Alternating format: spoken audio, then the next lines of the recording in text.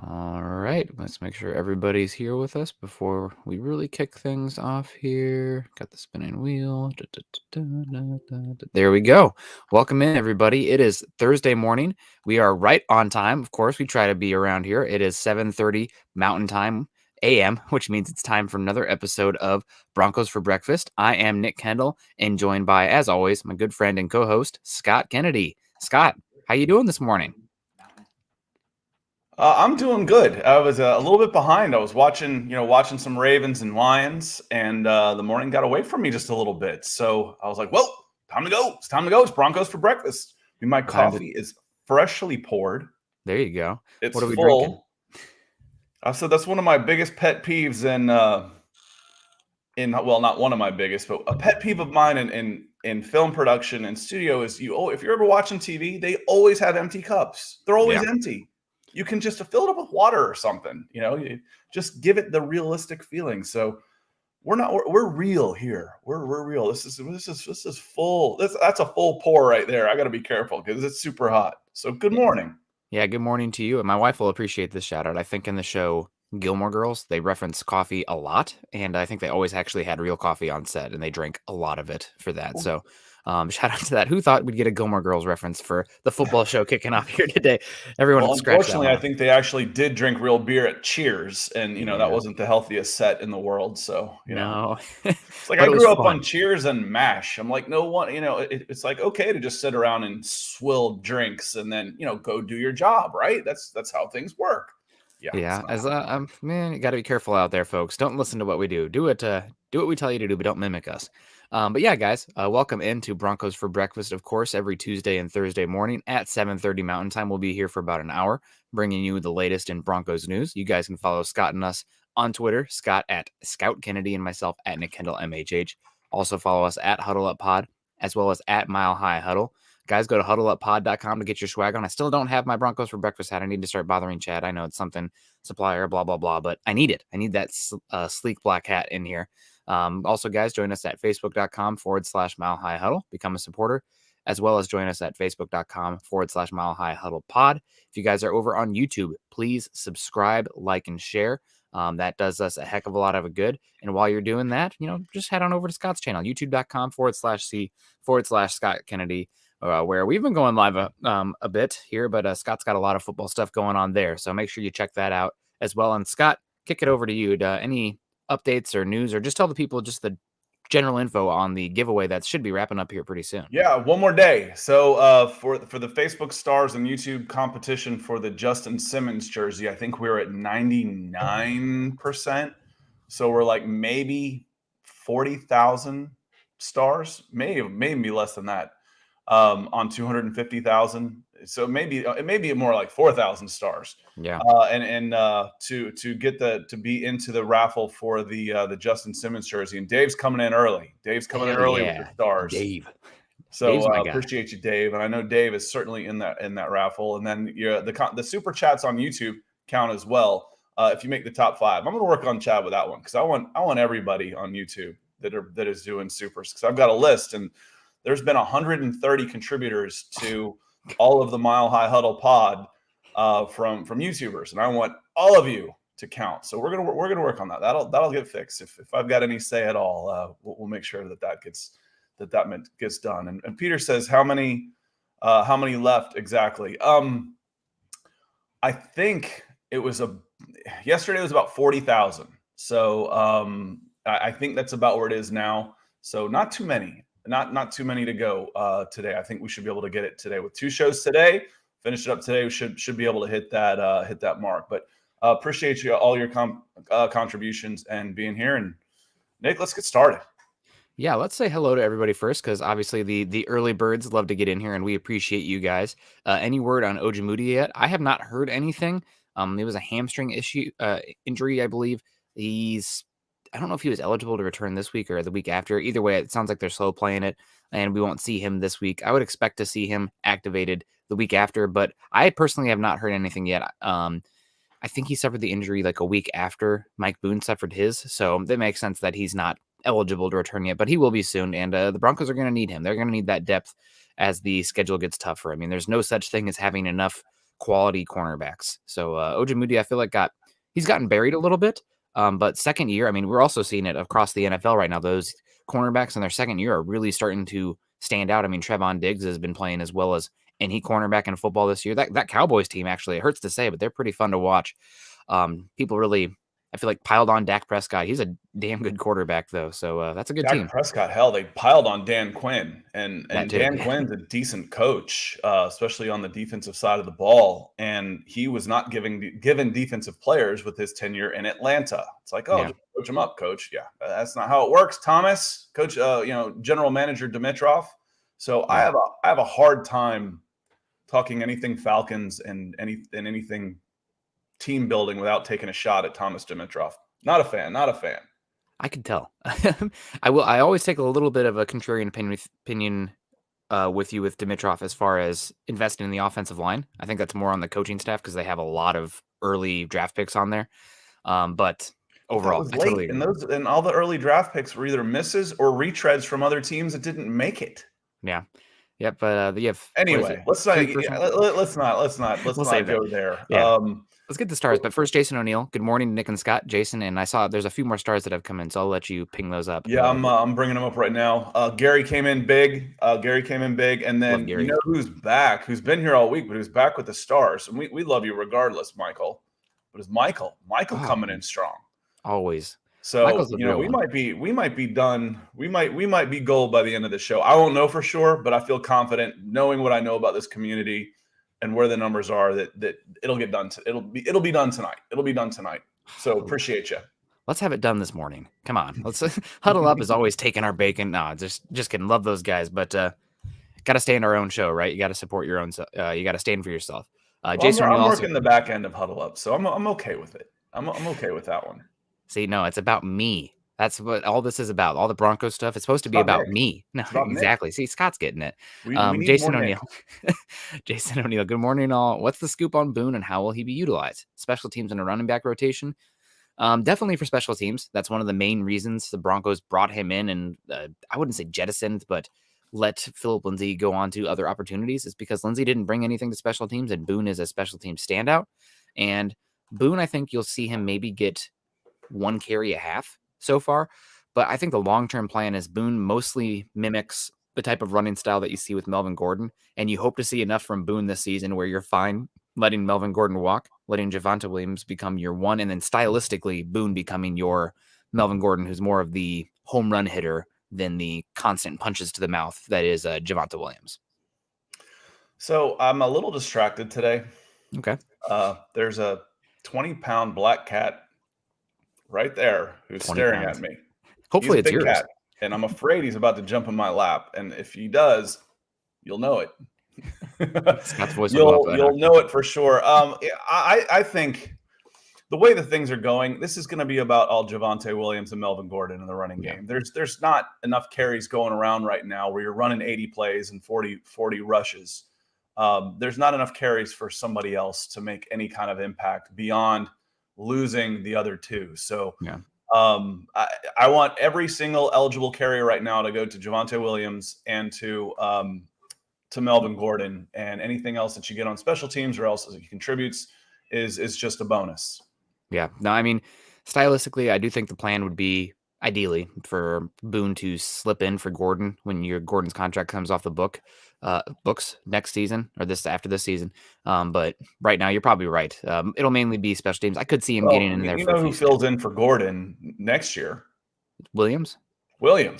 But I mean, they really want to have two backs with how much you do. But Javonte Williams, let's say there are 40 carries to go around, or even 30 carries to go around. Right now, it's split pretty even, 15-15. Yeah.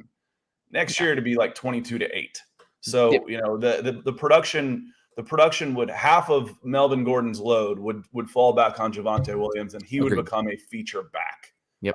That's what I expect to see coming. 100%. I agree with you a lot. Although I'm not sleeping on Mike Boone. He might be the team's most explosive back. EJ coming in here saying good morning. I'm sorry. I stepped on you, Nick. Corwin's coming in with with some stars, and I saw him, and he said, it's been a while since I've been able to watch live. Keep up the great work. Corwin, we appreciate you being here. It's the live. I was doing some consulting with someone about starting a podcast. I'm like, you want to do video. You show off more of your personality, and the interaction with everybody is just so much more fun. And we can't do that without you here. So Yeah. certainly appreciate you here. Yeah, thanks so much, Corwin. Wanted to say hello to EJ. He's always consistent in here. Good morning, Nick and Scott in Broncos country. Good to see you. I also love that Dave. He had stars on one, but he had the hearts, and he comes in on Facebook and YouTube. So Dave's watching it on 2 screens, I bet. Peter's Jeremy, on Twitch. I think Peter's on Twitch, Facebook, YouTube, Twitter, Smoke Signals, Telegraph. he's gosh, seancing right now into the show. He's right behind me. Jeremy Sean, good morning, Broncos for breakfast I family. can make that happen. Miguel, you could make that. That would be donate stars and we'll get your face on the background. Miguel coming in. Good morning, fellas. Good to see you. DBA, good morning, everyone. It's Thursday. Is it Thursday already? Thank God.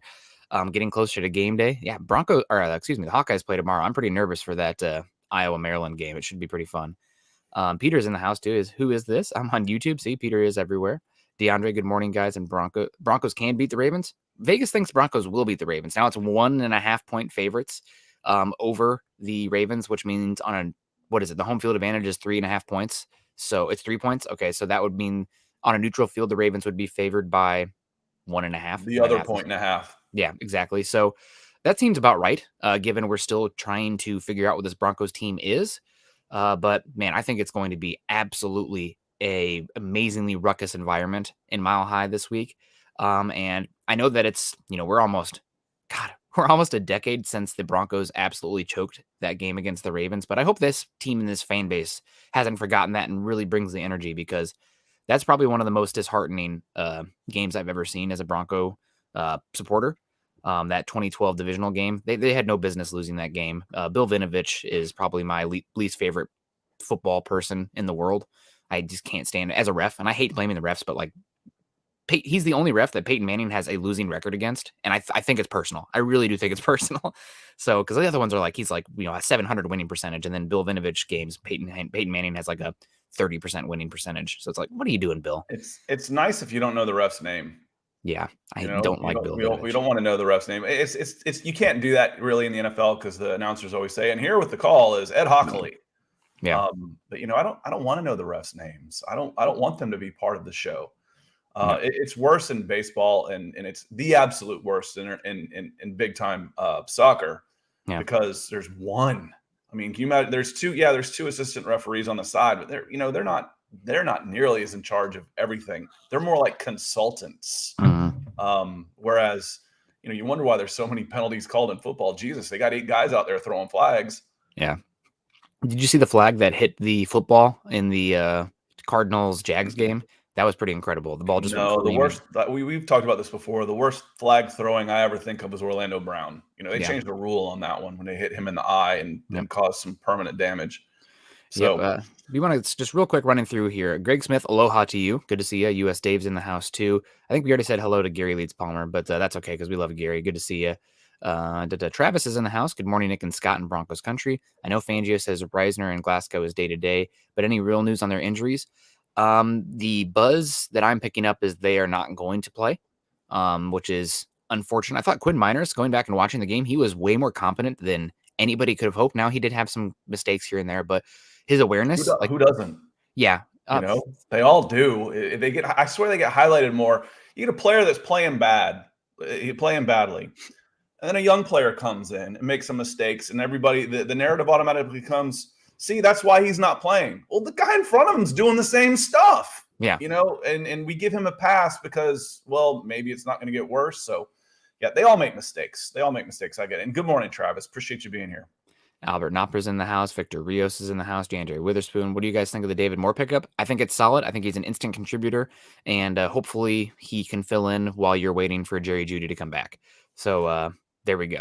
I like his skill set. I mean, he's built like a big running back. Yes. 6 foot, 220 pounds, strong, good speed. He was a 4.4 guy coming out of East Central Oklahoma. What is East Central Oklahoma anyway? Yeah. Kind of an interesting take on that one, but good skill set, nice pickup, and as we've said before, a good job by the front office to have the available funds to be able to drop close to $1 million on a guy right now. So, Solid go back to, I'm never gonna forget this one. I'm super Irish, so I hold grudges that you wouldn't believe. But the D or whatever it was for the front office rankings for the Mhm. Denver Broncos was asinine. Stupid. This you've got a good roster and a lot of cap room. What else do you need? What Yeah. else do you want from your front office? They were grading them on the quarterback situation, and right now it Well, how looks about now? Let's yeah. regrade 3 weeks later. Yeah, and, I do think it's pretty funny how a lot of people who were very anti-quarterback for the Broncos in the draft are pointing towards how bad the rookie quarterbacks have been so far after 3 games. It's like What did I say all along? it's If you're in a win now mentality, you don't take a rookie quarterback. yeah. I mean, that's a build for the future. So Yep. so what have I said a zillion times, Nick? You've got to be sick of hearing it by now. You're in this draft, you're either going to get your quarterback of the future, Mhm. not the now, or an exciting prospect. Denver decided to go for an exciting player. Yeah. No, I totally agree with you there. That's it's good to see. I do think this team was still set up that if they would have taken a quarterback, especially with Teddy Bridgewater playing as well as he is on a 1-year contract, they'd have been in a great position. But Patrick Surtain looks like an absolute monster out there. So I'm just happy living in the present. Mhm. No crying, no use crying over spilt milk. We'll see how it plays out. I do think it's really silly though that people are completely dunking on these rookie quarterbacks after, you know, what is it, 50 pass attempts at this point for most of them. So long way to go. I say, what do you expect? The first three, and Trey's smart. Why aren't they dunking on Trey? Because he hasn't gotten a real chance to go in and make mistakes yet. Yeah. The other two were being drafted 1 and 2 overall. Were they going to, I'm sorry, to like the AFC conference champions and playing? No, they're going to the 2 worst teams in football. That doesn't get fixed by a rookie quarterback. Not right away. Willie's the upset. Willie, we love you. We're trying to get through the comments because I want to say hi to everybody, and then we got to get to the comments here, the actual bulk of it. So, hello to you, Willie. Your good comments on Michael Ojemudia and Michael Boone. Yes, Mike Boone. We got Brookland official music. Good morning, y'all. What do you think is more important if you had to choose one in our game plan to execute? Stopping Lamar on the run or stopping his big air balls? Sorry, I'm 10 years old. His big That's air. okay. We already had a comment earlier that had me shaking my head on an airballs type of. It's like, come on, it's this Yeah, is a family show. Get your mind out of the gutter. yeah. Exactly. I think the biggest thing here is stopping the big play. Lamar's going to still get his on the ground. You just can't. It's the Vic Fangio way, right? Like people think "bend don't break" is a dirty word. Like, oh, you're not playing aggressive. I don't give a flying hoot how you play defensively as long as you're keeping the other team out of the end zone. Mhm. And the way right now to keep teams out of the end zone, especially in today's NFL, is stopping explosive plays. If you make them have to execute 10 to 12 play drives, the offense is going to make a mistake. They're going to have a run stuff. They're going to have an incompletion. They're going to have a penalty, and then they're going to be behind schedule. And that's when everything falls apart for them. If you're letting teams, if you're getting aggressive, but you're letting teams then, create a 50-yard play, 60-yard touchdown, that's when you're losing. So if you make them, they have to out execute you. And if they do that, great. Let's see you do it another drive and another drive and another drive. So I think that stopping the big air balls, Marquise Brown, Rashad Bateman's coming back this game. I think that's more important. Lamar's still going to get his. You just can't let him completely gash you for explosive runs. What would that be? 30 plus yards is considered an explosive run. I think it's 20 plus yards is an explosive run. And Marquise had a couple of big drops that would have been touchdowns easy Yeah. on in that last game. So for me, it's easy. It's not the run that scares you so much. Yeah, that extends plays, but it's what the running can do. And if he gets 15 yards, so be it. Yep. If he scrambles, extends, and goes over the top for a touchdown, now you're in trouble. Yep. So you want to limit the big plays in the passing game, and we'll get into that as well. We got plenty of time this morning. We got about we're already 20 minutes in. Feels like we just Yeah. started. I love this show. It's a good time. It's also great to say hello to everybody. DeAndre coming in here again. Broncos looking like geniuses by keeping Tim Patrick. Tim Patrick, I read that I think that is the 4th best quarterback to wide receiver connection in the NFL so far this season. And when Teddy Bridgewater throws to Tim Patrick, Teddy Bridgewater has a perfect quarterback rating. So Is Tim that good? Patrick, it's perfect. Tim Patrick, God bless you. I loved. I don't know if you caught it, the Cortland Sutton being mic'd up video. Man, Cortland Sutton's just a joy. He just seems like such a genuinely high energy, positive person out there, but he's Tim Patrick making that play and coming back to the huddle, and Cortland out there like, oh, you different. Man, you different. Like, just Tim is out there killing it. So absolutely want to give a shout out to Tim Patrick. He might, honest to God, I can't say that he's the Broncos offensive MVP with the way Teddy's playing right now. It has to, because of the quarterback position value too. But Tim Patrick is playing amazing. And at some point he might be playing so well that you just have to be like, you know what? We have Cortland Sutton and Tim Patrick. We have to figure out a way to pay both these guys. They're simply Well, too good. who's sacrificed in that case? Maybe you let Kyle Fuller walk. Maybe you are. I'm thinking a guy that just tore up his knee really bad. Oh, well, he has 2 years left of control I know, anyway. And but you're not paying him much. you're planning when you're making those contracts, you're stacking them for several years and making those. It's it might be Tim Patrick ends up getting. That's where I was going, was to Rod too, to say good morning. So Nick and we're right there. First time listening. Good morning, Rod. For me, what it means is I think it's going to be hard to keep KJ Hamler. God bless him.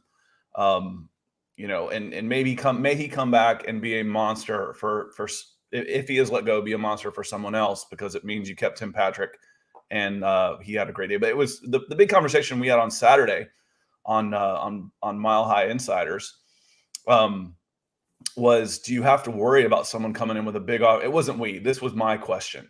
Yeah. As Broncos fans, do you overrate the market, not his talent, but the market for Tim Patrick? Do you overrate the market for Tim Patrick? Because he's only got mid-level type of production numbers, and he's been a second or third guy. Is someone really going to come in with an 8-figure contract offer?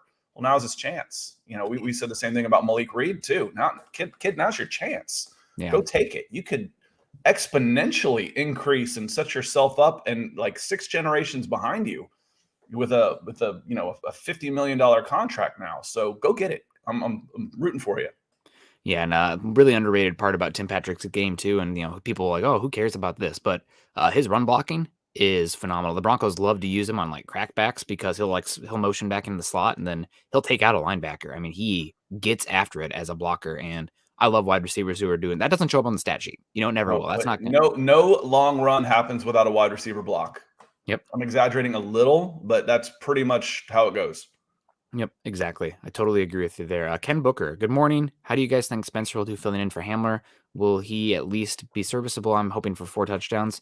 I think Spencer is pretty much a pure special teams guy. I don't think he's fast, but that Cleveland game, he looks like the ball tracking ability and the ability to pull it in as a receiver doesn't look very natural to me. Don't see very much as far as like route nuance either.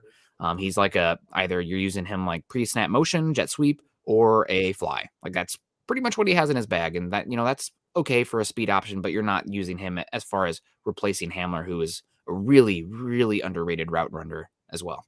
Well, and let's take those tight ends and bust the seams a little bit too. If you want to work the middle of the field, let's take some of those targets for Hamler and move them towards Noah Fant and Okuegbunam a little bit more often. So that's where you might see some more production as opposed to the third wide receiver coming in. Those you might see just as many targets. Obviously, you're going to throw the ball as much, but your list of targeted receivers might shrink a little bit. That's kind of what I'd like to see happen.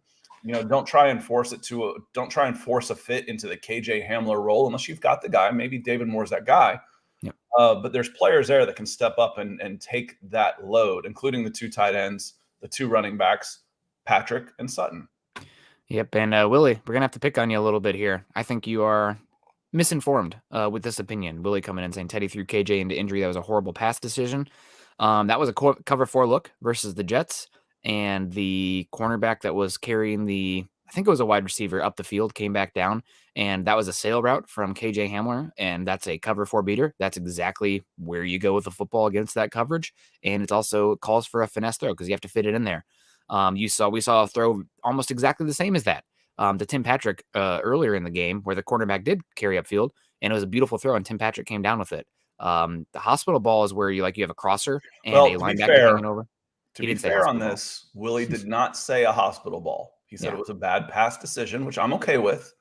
But I still think it's a freak injury. You're elevating, you're running and jumping for a catch, and you came down wrong.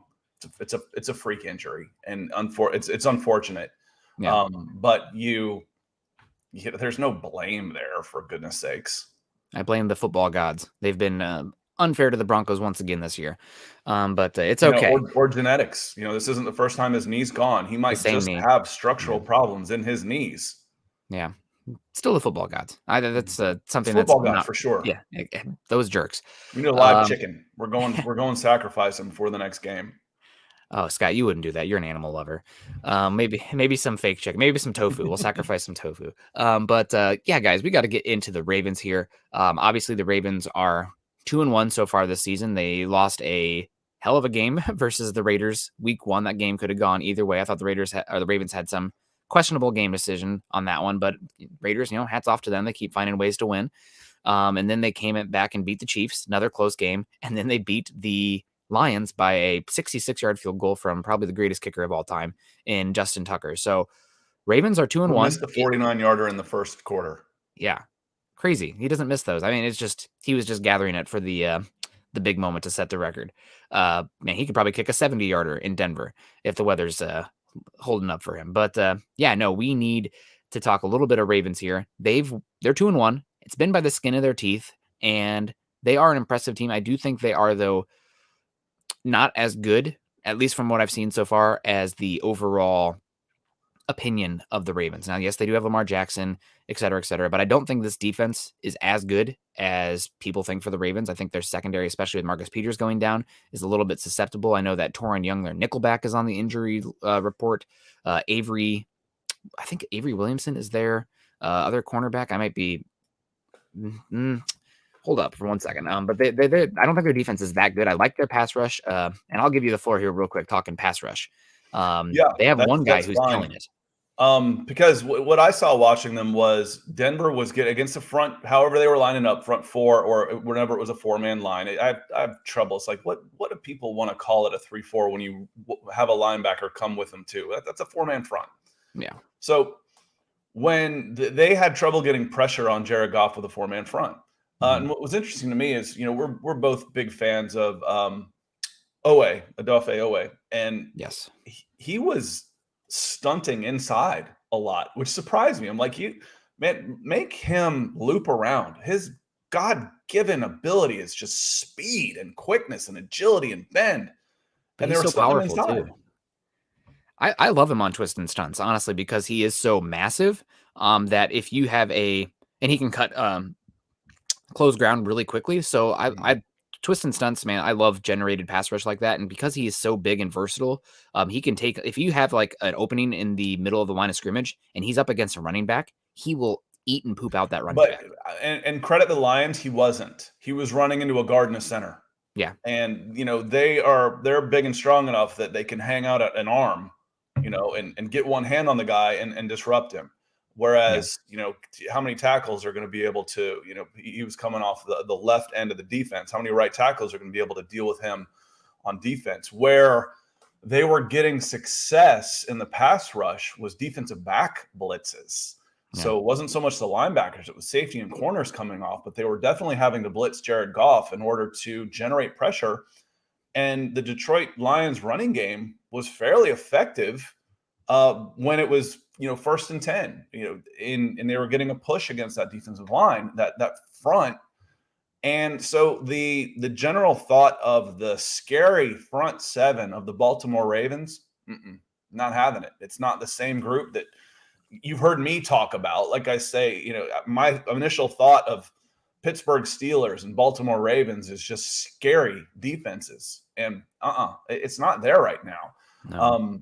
I feel pretty good about Denver being able to move the ball against this defense. Yeah, I agree with you as well. The biggest concern, obviously, and we touched on it earlier, is probably the Broncos' interior offensive line. I think I said this on Tuesday. It's so great that we're complaining about stuff like this and we don't have to just keep circling back to the quarterback. But the Broncos' interior offensive line, not only were they struggling before, but now you're talking about playing your backups at both guard positions in Quinn Miners and Netane Moody. Now, I thought both of them were admirable in the Jets game, and is part of that because the game flow, like the Broncos game, was pretty much in hand at that point, especially when Miners came in. So, like, this is going to be a trial by fire. And Calais Campbell, while he's not the most stout against the run, he is an absolute freak. And what is he, like 6'7" with like 35, 36-inch arm length? I mean, there's not many Calais Campbells out there. And against this Broncos interior offensive line, especially with the stunting, with the amount of blitzes that Wink Martindale likes to call, they're going to have to be a synergized unit on the interior, because they're going to have to be able to communicate and know where the pressure is coming from and who to hand off to based on what the look is. And for 2 new starters, that's really scary. That's really scary for me, at least. Yeah. It definitely the interior line hasn't been the strength right now, but as we said before, that part of that is the scheme going against them. They're attacking that area, which is leaving other areas vulnerable. So if your interior line is struggling and you're going for 220 yards of total offense, then you've got a bad interior line. Yeah. If your interior line is struggling because they're getting attacked and you're beating them in other places, well, let's make the other team adjust and see if we get more one-on-ones and see how bad this interior line actually is. There's room for improvement for sure. Flip it on the other side of the ball, because Nathan came in with the stars here. So which defender do you think serves as the best spy for Lamar? Lamar's too fast for a spy, as far as I'm concerned. A spy generally means you're in man coverage. And if you've got one guy across a 55-yard wide field trying to spy Lamar, and you rush 4 and they lose containment, and it's Lamar and a spy and 25 yards in either direction, he's getting 25 yards. So I don't believe in a spy type of defense for this as far as the way to go. I think where Detroit had success and how I would absolutely play it is zone. You're going to play a lot of zone. On third down, on third and long, they would show a 7-man front, and then they would drop 3 immediately into a zone. They were able to get pressure with a front 4 enough and have coverage in the back where Lamar would have to run, and now he's looking at 3 across. Now you got 3 guys as a net. I think we talked about this yesterday. How would you defend Lamar Jackson? I have 4 guys in coverage, and I'd have a net around him, because if you try and spy him and run man behind it, it's doomed. He's too fast. There's not a defender out there that's going to be able to catch him before he picks up 30 yards. So I don't like who might be best as a spy. Patrick Surtain. Do I want him doing that role? No, I don't. Yeah, no, I agree with you completely. You pretty much said what I was going to say. Spy is more of a man concept, and the Broncos do not play very much man. They did last year when their cornerbacks were making up a mash unit, because man is the easiest to call for guys who haven't been in your system, right? Like, oh, that's your guy, right? There's not very much complications when it comes to that, but it's going to be mostly zone. You're going to see a lot of cover 6, cover 4, cover 1 robber, just general cover 1 with the 2 safeties on the back end pre-snap. I am curious to see if they continue to utilize Alexander Johnson as a blitzer, especially from the interior offensive line. Now, I know that Vic Fangio and I personally don't love blitzing. I want to be able to win with the front 4, but Alexander Johnson, especially on obvious pass downs, put the guy in a position to succeed. And that's not going backwards. That's not typically covering. That's coming downhill, especially if you can get him matched up against a running back. I mean, he'll engulf them. So that creates also one less rush line. You've got your net just along the pocket. Your pocket becomes that net, because now instead of 4 coming in like this, this is real technical stuff we're talking about here. Instead of 4 coming in like this, and you can split it open, and he's got a lane to run through right up the middle. Now you got a linebacker filling that role. So in essence, he'd be a spy in that case. But a rushing spy. He's attacking. I think of as a spy as a shadow, as someone who just kind of mirrors and makes sure that he doesn't break containment. And Lamar's too fast for that. He's way too fast for that. Having someone assigned to a player, you always have somebody assigned to the quarterback for a read option run. You always have that player. So who's got quarterback? But I want him attacking. I want him attacking that, not necessarily spying. Like I said, for me, a spy is a shadow where I want somebody attacking. And Brian, we appreciate the big super sticker, and says it can't work, so can't really listen. Still showing support, man, Brian. And listen later. Leave a comment. Hit us up on Twitter if you have any questions or anything that we didn't hit that you want us to. We certainly will, because we appreciate all the work that you put in for us. Yeah, no, absolutely. I agree with you there. Looking at the Ravens as well, just flipping it back over for all the Broncos are on offense. I know that the defensive grades are not always, Chris coming in, good morning and have a great day. Off to work, go Broncos. Love you, Chris. Thank you so much for stopping by. But looking at the Pro Football Focus grade so far for the Ravens, and I've noticed this when watching them as well. Obviously, the grades are not the end all be all, but they are a tool that you can use. The linebackers for the Ravens so far, they're starting off ball linebackers. Two of the honest to God, they're just their two worst graded players so far this season.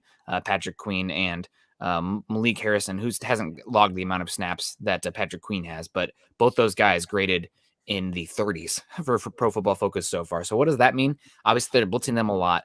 The Broncos may have an issue finding run lanes, especially if the Ravens are sending more than the Broncos have blockers. You got to be. I would like to see Shermer use a little bit more of the screen game in this game, especially with Teddy Bridgewater, how good he's been pre-snap. If he is reading that blitz or whatever, to have that little option where they're letting the guy go for a second, and you can get the ball to a Melvin Gordon or Javonte Williams past that first line of defense when they're blitzing. I mean, you have a chance for some big plays in the pass game from your running backs if they are going to be as blitz centric as they typically are. Which I mean, I think they're the highest blitz rate team. Speaking of big plays, Nick, I want you to tell us again and emphasize it this time on how you can still get big plays against this defense, because we've seen them develop. We just haven't necessarily seen them connect, whether it's a drop ball or a missed throw. The opportunity for at least one big play has been there every game. Yeah. And against the Jets, you didn't need it. You didn't. No. I'm not necessarily worried yet about red zone play calling and efficiency when you've got a couple of turnovers in the red zone that are kind of freak things, and you're kicking field goals when you're limiting a team to 200 yards of total offense and you're shutting them out. Kick field goals. I don't care. You don't necessarily have to show everything that you can do, and there are no style point wins. It's like, oh, I'm looking through. How am I going to rank the teams this week to see which bowl they're going to go to? It doesn't matter. Winning's winning. But I get the concern here is does Teddy Bridgewater and this offense have the patience and the ability to play mistake-free football and move the ball methodically down and get 7 points against a defense like the Ravens?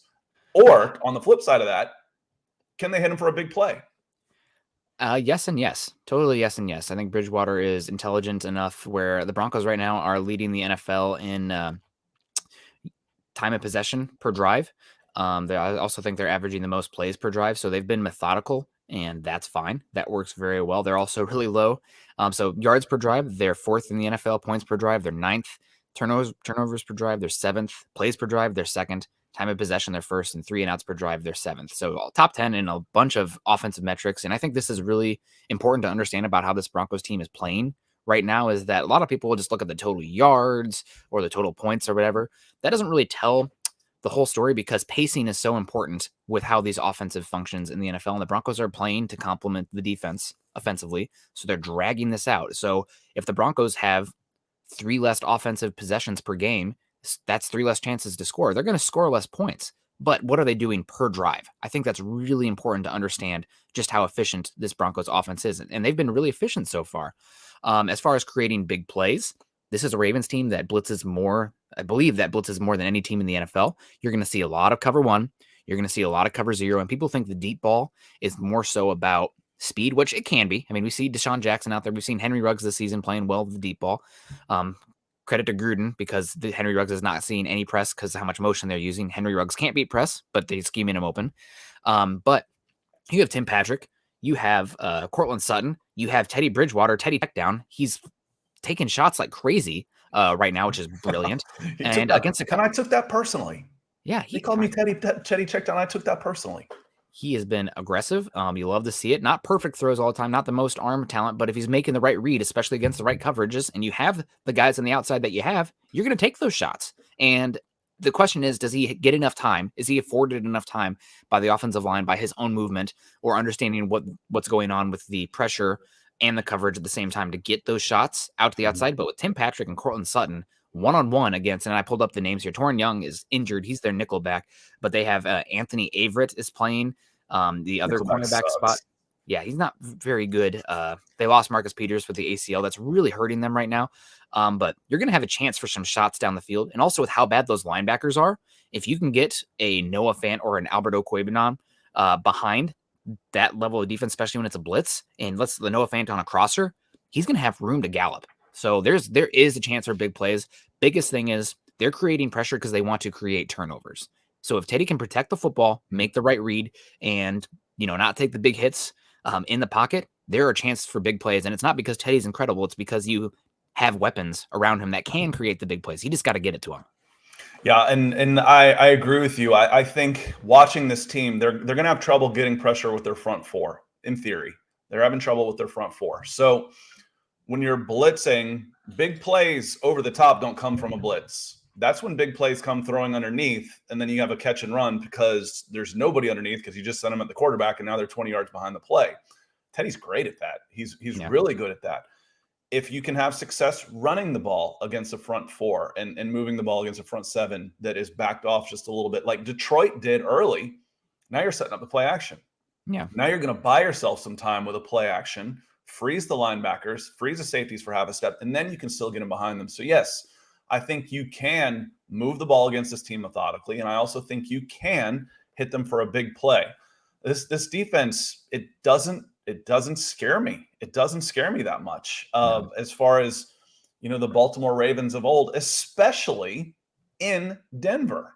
Defense is so emotional that going and playing them in Baltimore it's a different ball of wax. So I feel pretty darn good about the Denver Broncos being able to move the ball, and if the big play is there, take it. Otherwise, move it and go score points. Yeah, and I just wanted to get back to in the shop with Willie real quick. Concerned that we can't score on 4-play drives.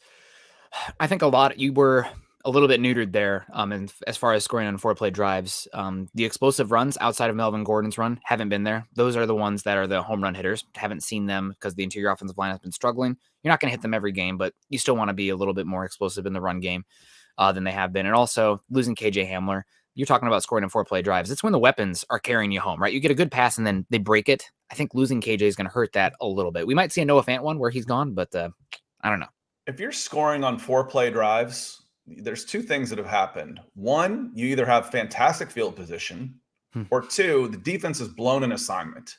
Yeah. The defense is built to not allow big plays. I mean, it's to keep things in front of them. So you can't scheme for a defensive screw up. It's going to happen, but I don't worry. I'm more concerned with, can you convert third downs?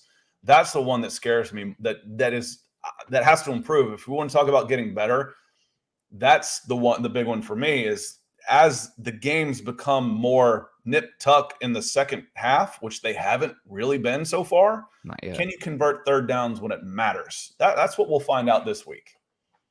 Yeah. And we got Aaron Butler, who is a Ravens player, saying Jimmy Smith is going to be back. Secondary will be better. Just waiting on Chia Westy to come back next month. Ravens defense is decimated weeks 1, 2, and 3. Not so much now.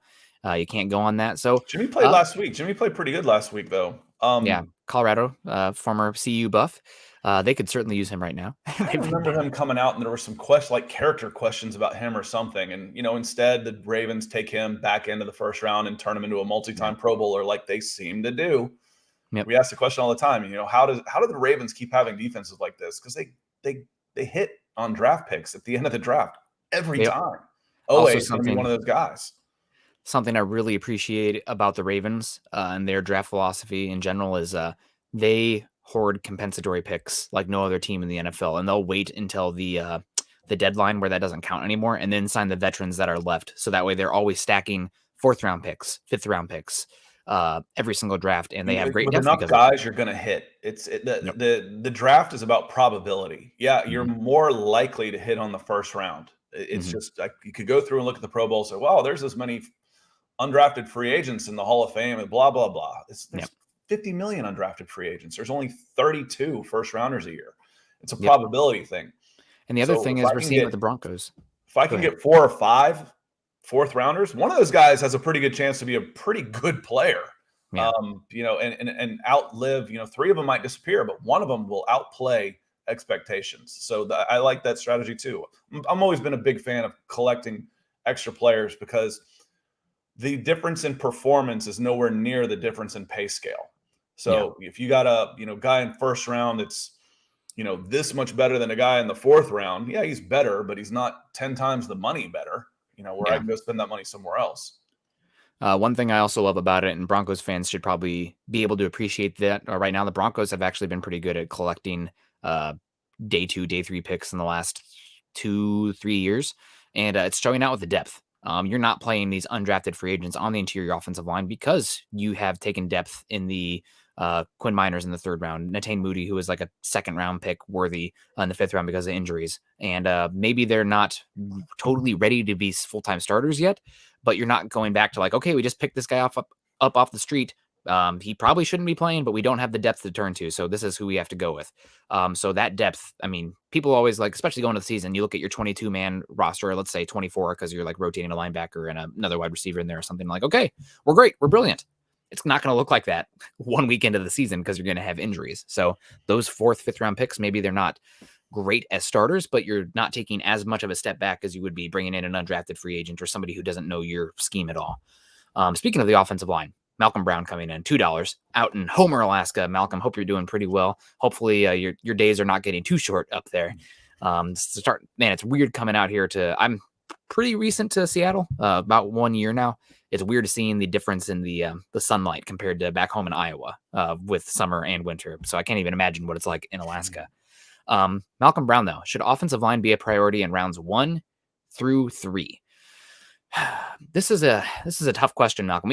We need to know a lot more of how the season progresses. The first question always has to be what's going on with the quarterback position. Right now, we have our quarterback is on a 1-year deal, and we don't know where the Broncos are going to be playing. And this quarterback class, guys, I'm going to say it, not it. I'm not super interested in this quarterback class. I like Matt Corral, I like Malik Willis.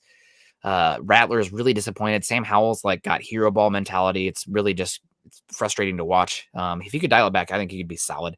But right now, offensive line is a priority, but I would argue wide receiver is a priority. You're going to have to pay one of these Tim Patrick and Cortland Sutton here pretty soon. You just lost KJ Hamler for probably 1.5, 2 years. It sucks. We'll see. Jerry Jeudy also, I mean, you're going to have to pay him in 3 years too. So getting a cost-controlled wide receiver might be valuable too. Right tackle, super important, of course. And then edge rusher. This is a phenomenal edge rusher class. Bradley Chubb has suffered another injury. Von Miller's playing great. AFC Defensive Player of the Month. Shout out to Von Miller. Haven't even mentioned that yet.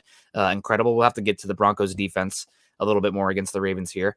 And cornerback, another one. You're losing probably Kyle Fuller. You forgot punter and kicker, Nick. You got everybody else. I'm all about the value positions and letting the board set it. So if I have all the tackles, cornerbacks, edge rushers, wide receivers on the board, give me the best one of those guys in the first round every time.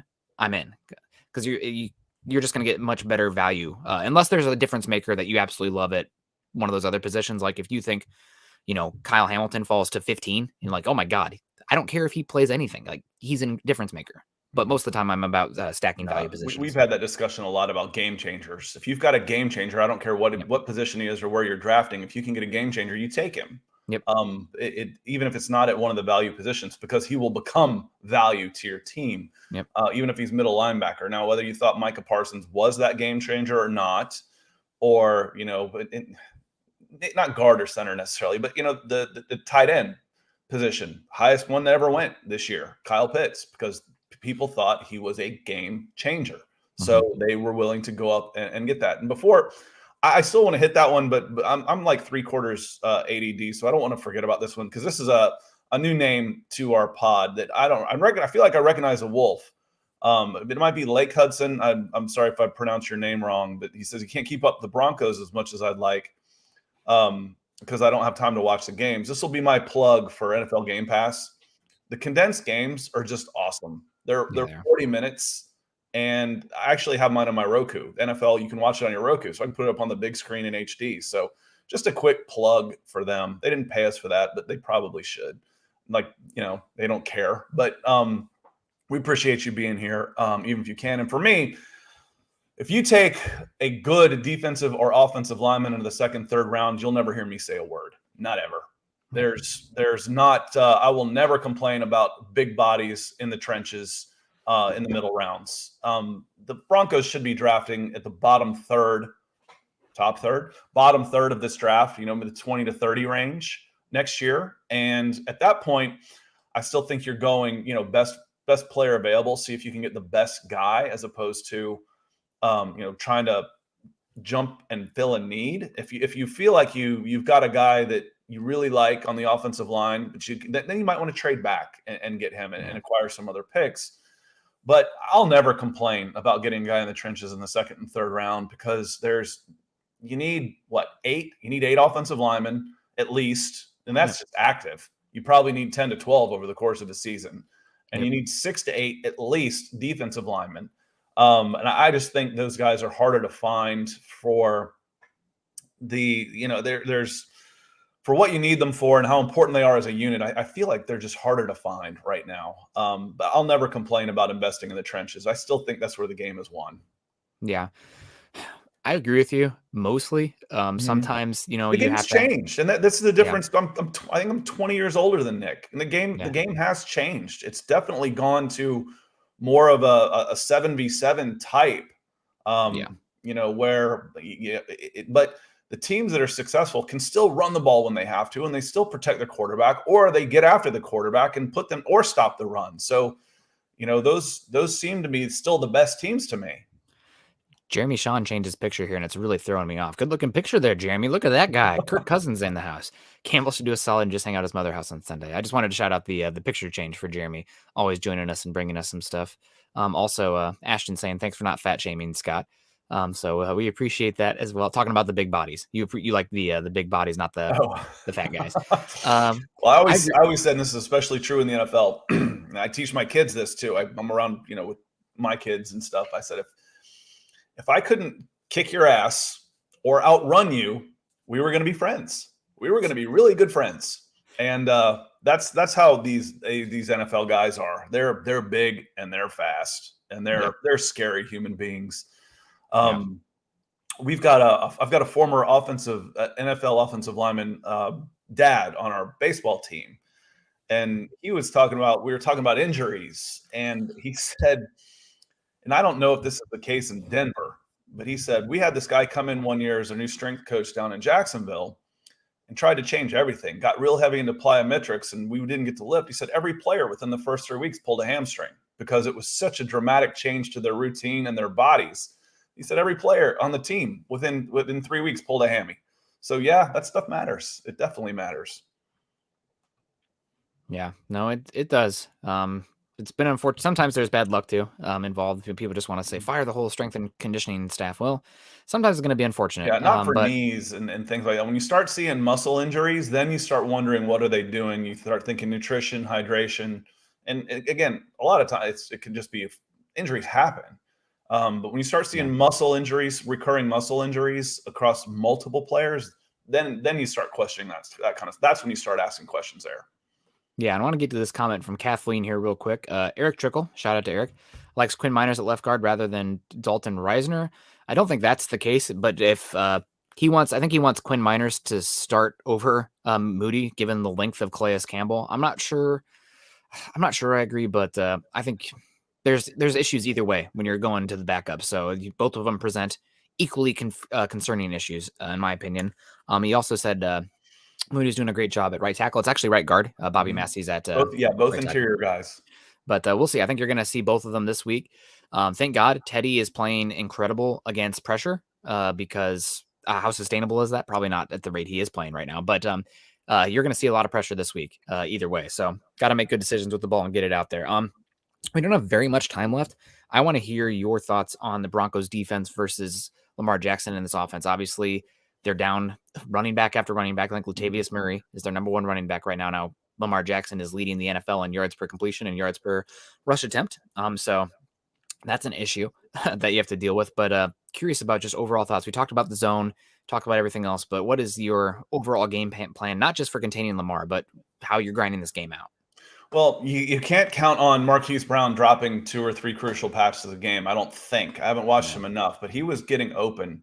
I really like the Detroit Lions game plan, and Detroit doesn't have the talent on defense that the Denver Broncos do. So, they did a really good job with them. What they did early in the first half was on 3rd and short, Baltimore was running it every time. So they were absolutely selling out on the blitz. On 3 straight, they came in and sold on the blitz. It wasn't an RPO because there was no pass option there. It was just an RO, a read option. And they were crashing down on it. Now, if someone like me can figure that out in 5 minutes, can't expect to do that. But I also liked on 3rd and long, for the most part, 3rd and 8, 3rd and 9, they'd show 7. They'd walk safeties up there, and then they would drop off immediately. We talked a little bit about this early in the pod, where they'd cast a net.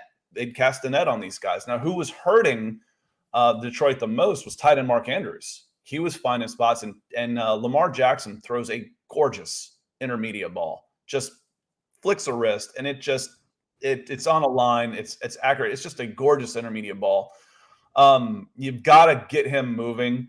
As crazy as it sounds, you want to flush him out of the pocket and force him into that net. It's almost like killer whales hunting out there. Yep. Let's flush him into the net of our peers out there to try and make the play. So don't let him extend the play. And if he does, be ready to make the tackle. But I like the defense, because the other part about Lamar, his first big run, he broke for 30 yards. He tried to lower his shoulder on safety when he got out there. Kareem Jackson will change his direction quickly. And I mean by that, if Lamar's going this way, Kareem's going to turn him back that way.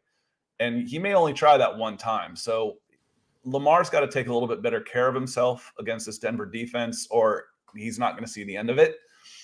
But I really like Denver's D against this offense, because they're going to have trouble running the game, and it's going to become all Lamar Jackson, and can't do it by himself. As good as he is, he can't do it by himself. Yeah, no, I totally agree with you there with that point. The other thing about this game, it's pretty simple. I mean, football's a simple game, right? It's not that simple, but it can be. The Broncos, Lamar Jackson, 2 turnovers a game right now is his average.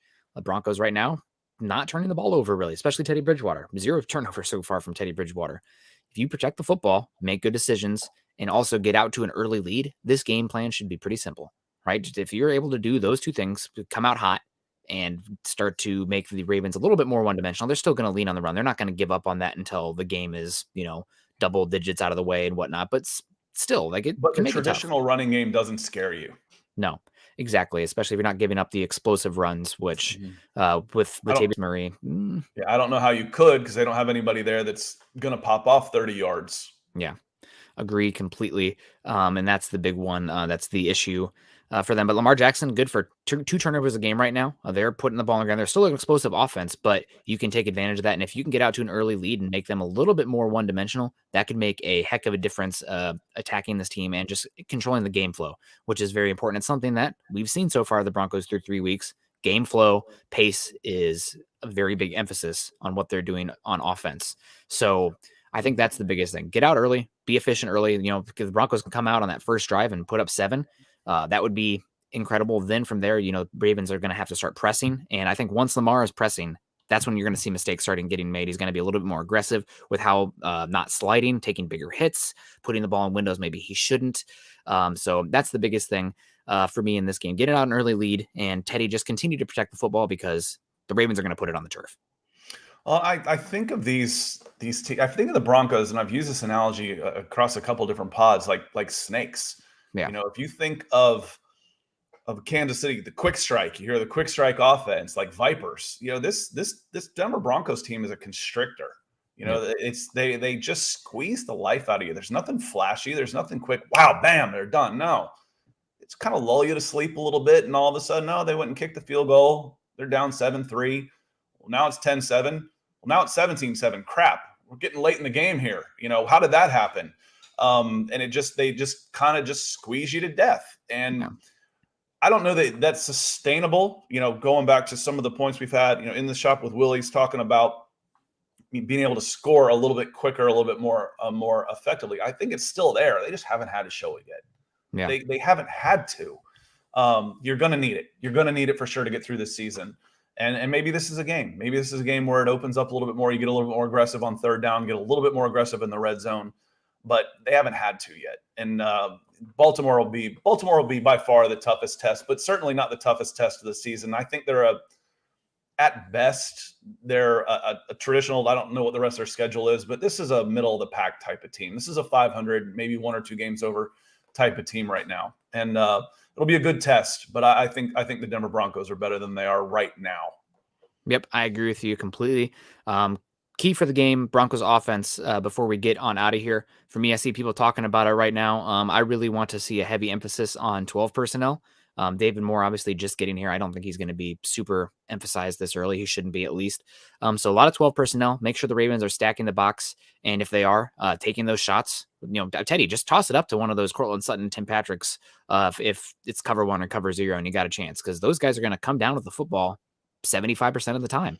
And sometimes you don't want this often. I've been saying, protect the football. But like if it's a 35-yard down the field thing where it's a jump ball and the cornerback wins that route, that's essentially a punt. You don't want that so much, but sometimes it's worth the squeeze just to take that shot because you might get, more often than not, you're going to get a positive outcome. It's whether it be a pass interference or your big wide receiver getting it out there. And yes, 12 personnel is 1 running back and 2 tight ends. We haven't seen Ophir for a while. Appreciate you. Welcome back. Yeah, welcome back, Ophir. Hope you're doing well across the pond there. But yeah, no, that's I think the big thing offense, and I want to see them really start to pepper targets to Noah Fant. I want him to be way more emphasized than he has been so far. I feel like people are really.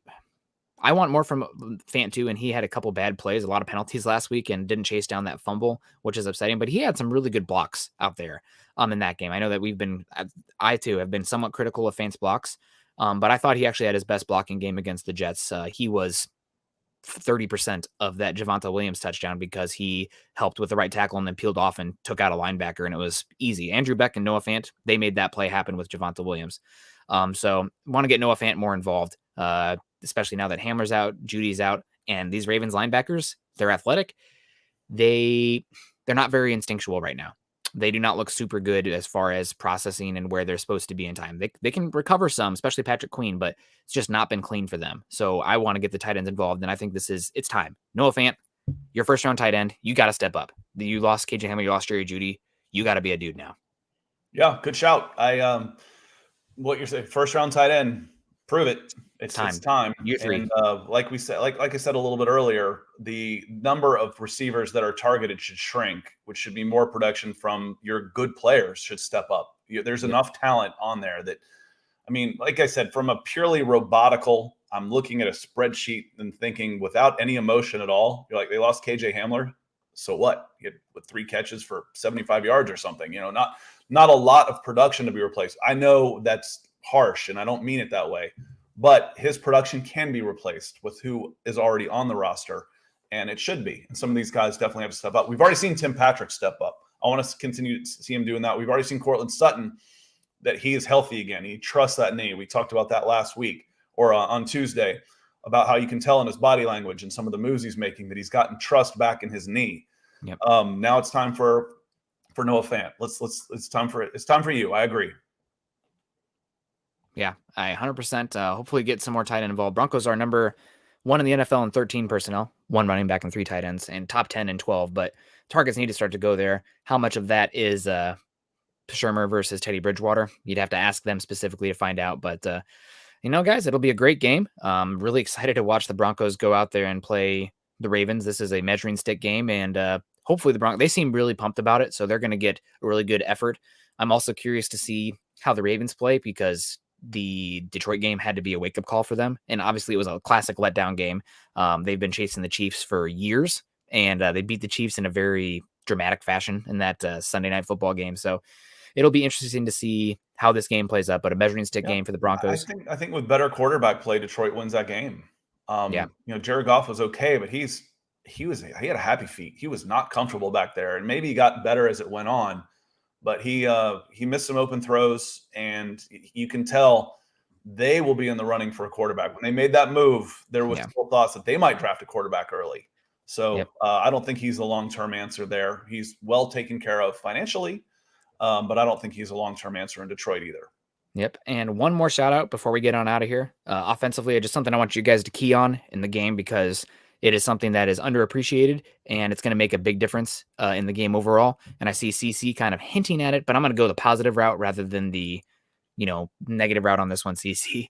Javonte Williams in pass protection back there. There's going to be some free rushers, and Javonte Williams is going to eat some guys up. And I just want you, when 33 is back there in pass blocking, watch him stonewall some linebackers because he's going to do that. defensive backs. or That's where they defensive were having backs. success. They were blitzing corners and blitzing safeties, and they were walking them right up to the line of scrimmage. They weren't hiding them. They weren't delays. They were Nope. coming. They were coming early. Well, good luck to them with the blitzing, with how Teddy has been pre-snap so far this year and against pressure. Yeah, they don't call you for spearing when you put a helmet in a guy's chest on a pass protection. So, yeah. But Javonte Williams, that's the one that you want to see in this game with the blocking. So, guys, we're going to get on out of here. Obviously, this is Broncos for breakfast. So we'll be back again Tuesday morning, hopefully talking about a 4-0 Bronco team. But yeah, you never know. We'll see. Follow us on Twitter at Scout Kennedy for Scott and at Nick Kendell MHH for myself. Also follow us at Huddle Up Pod and at Mile High Huddle. Go to facebook.com/Mile High Huddle and facebook.com/Mile High Huddle Pod to join those communities and join the conversation there. Join us on YouTube by subscribing, liking, and sharing, doing that for Mile High Huddle, as well as Scott's page at youtube.com/C/Scott Kennedy. Thank you, everybody, for joining us in the comment section today. We really appreciate you. I know the stars are really close. I don't know if we've reached the pinnacle of what we were asking for as far as a chat. Oh, and here we go. We missed this one from Willie. $2. Willie, you we missed appreciate it. you. You must have been reading something else. I did put it up there, though. Okay. Well, in the shop with Willie, $2. Williams needs to be a part of a lot of screens. I do want to see him in screens, but I also, like I was hinting at, I want to see him in pass protection. I think that's a big one for him in this game. So it depends on how they play. If they want to blitz, then absolutely. Just kind of chuck a guy and then bubble up behind him. You got a screen. There's 15 easy yards. Yep. I totally agree with you on that front. I also want to, I don't see his comment anymore. There was a Ravens fan in here that was being respectful, and shout out to him. The defense being healthier. Yep. So overall, I know some people really get their knocks rocked off with being, the trolling fan, talking crap to the other fans. I get it. That's not my style. I always appreciate a good conversation from a opposing fan. Because we're all just trying to learn. So shout out to that guy as well. I didn't see his name here, but appreciate him. Appreciate everybody joining us. It doesn't make any sense to boo the other team when they come on the field. I'm like, well, guys, if they weren't here, what would we be doing? Thank you for being here. We're going to kick your butts now, but thank you. Yeah, I would probably boo the Raiders as they come out on the field, or the Nebraska. I mean, in general, not every team. Yeah, there's some teams I'd rather not play than see them have a chance to have them win. I'd rather just not play the game. Absolutely. Well, we appreciate everybody for joining us today. Everyone stay safe. Scott, what's the rest of your day look like? What's going on? Oh, I don't know. I'm getting ready for a weekend of sports in the family too. So we got some softball practice, baseball practice. Daughter's got 4 softball games on Saturday. My son's got at least 2 baseball games on Sunday. So, it's almost kid sports time while I sneak in my my football and soccer for the rest of the weekend too. So it's time to watch all the stuff that we talk about. Yeah, it'll be a great time. Hawkeyes versus the Terrapins tomorrow night. Everybody put on your black and gold, and hopefully see a Hawkeye win. Appreciate everybody. Love y'all. We'll see you soon, and go Broncos.